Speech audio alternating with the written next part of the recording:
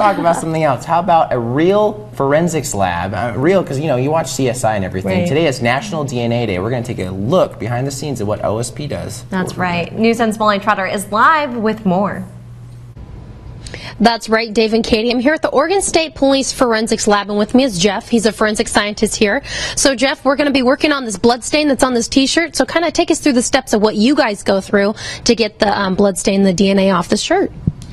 Okay, in this case, we have a piece of clothing, probably from a crime scene, and there's already a blood stain on it that we can visually see, or what appears to be a blood stain. So what we would want to do first is to do a presumptive test, which is what I'm going to do.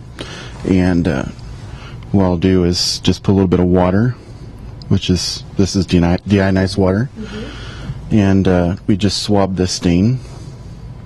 And, of course, you can see that's coming up. Okay. So the next step would be to put a test reagent called phenolphthalein,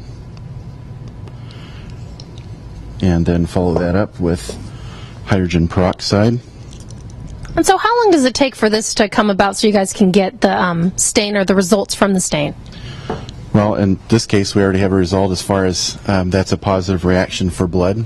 I don't know if you can see that. It's like a fuchsia color. Very bright fuchsia is one of my favorite colors.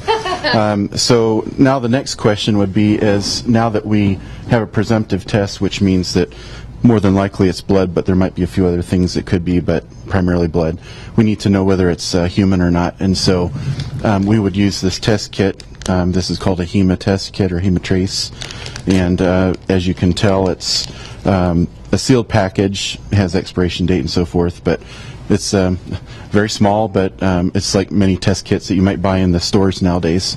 And so what I do is take a solution of this blood stain in water, and then I would spot it onto this test strip, and this is what we would end up with. This is a positive result for human blood. And so you can see you may or may not be able to see it, there's two bands on there.